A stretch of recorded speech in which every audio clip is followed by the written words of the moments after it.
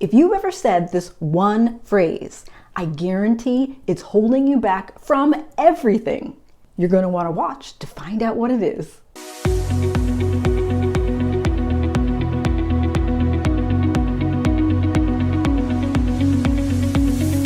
Hello, I'm Judith Hall, and today I want to share with you one phrase, one sentence in your brain that is standing in the way of everything you ever want to do.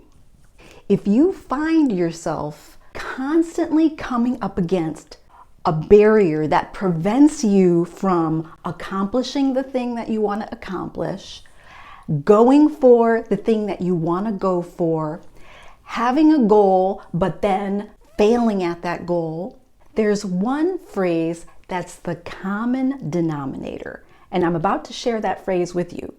It's the phrase or the thought, I don't want them to think that. I want you to think about that phrase for a minute. How many times have you used that phrase, even in just day-to-day conversation? How many times have you started your conversation with, well, I don't want you to feel like, or I don't want you to think that, or this is my favorite one. First, let me say that I don't want you to think that, and fill in the blank. It seems benign enough, and yet what that phrase is implying is that you already know what the other person is going to think. That means you must be a mind reader. Do you have some mystic ability where you know what they're going to think about you? Here's the thing. When you imply that you know what somebody is going to think, you know that's not true. But how many times have you caught yourself saying, I don't want you to think that? We're putting weight on what the other person is going to think. And I want to challenge you to think and question why. Why are someone else's thoughts, someone else's sentences in their brain so important to you? Why are their opinions going to affect you? So much so that you put more importance on what their sentences are about you instead of you just being important and putting importance on yourself to be confident enough to say whatever it is that you need to say. This is the kind of work I do with my one-on-one clients. We do this kind of work of looking behind the thought, why you would have that thought and what that thought means. So if you're not a mind reader, you can only control your own thoughts. So here's the thing about your own thoughts. You can only know what's in your own brain. We don't know what's in other people's brains. If you preface your conversation with, I don't want you to think that, you already probably have an idea of what you think they're going to be feeling, right? So if it's, I don't want you to think that I'm a mean person, chances are you're not a mean person. You're probably a really kind person. You probably are decent. You probably are tactful. You probably are diplomatic. But there's something inside you, in your own brain, that thinks that if you say that thing, they're going to think that you're a mean person.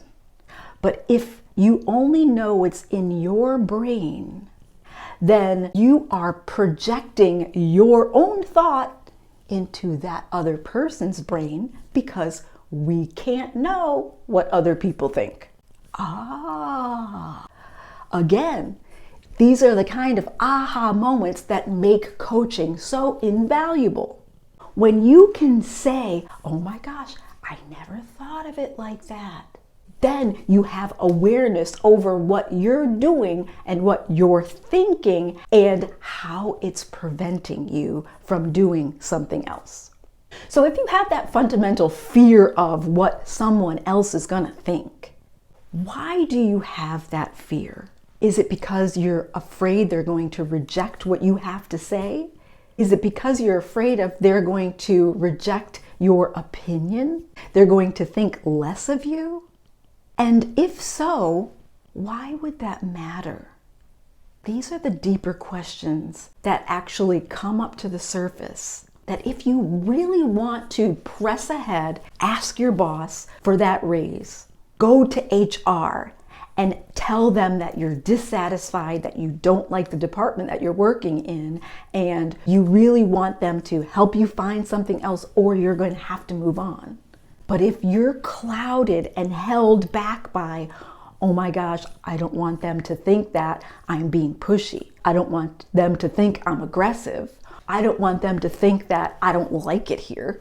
If you have those thoughts, you want to ask yourself why someone else's thoughts are so important to you, to keep you playing small.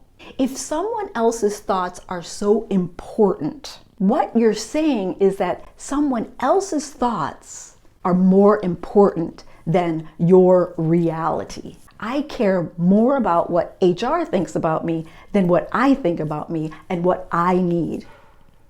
So if you've come to that point where you realize, oh, I do that. Oh, I really need to examine this further. When you start to peel the onion back on the surface, which is, I see myself doing that, then it gets the juices, it gets the ball rolling. Where else do I do that? How often do I do that? And you start going through your days and your weeks. Now you have that awareness. You catch yourself doing it. This is huge. When you catch yourself doing it, then you have to choose. Am I going to do something about it? Once I catch myself, am I courageous enough to really dig underneath and see that, oh, I have a fear of rejection. This is the deeper work that happens when you work with a coach. A coach is there to say, this is the thought that's holding you back. Where's that thought coming from? How often you have that thought? When did you first start having that thought? Why is it so important to have other people's approval? If you'd like to learn more about how to uncover those thoughts that are holding you back, I encourage you to reach out to me, send me a comment below, or send me a private message, or click the link to my calendar in the comments, and let's talk about it. Let's see if you need to work with a coach. That's all for today. I'll see you next time.